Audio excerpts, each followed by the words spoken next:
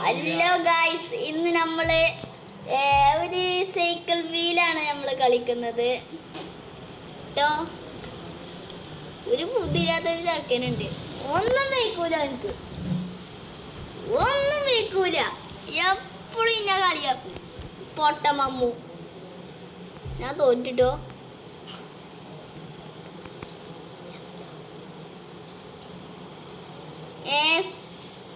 Sound വേണോ? വേണം, നിങ്ങൾ കമന്റിൽ പറയും.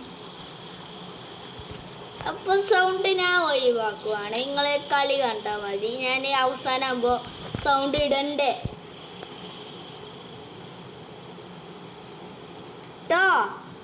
Like subscribe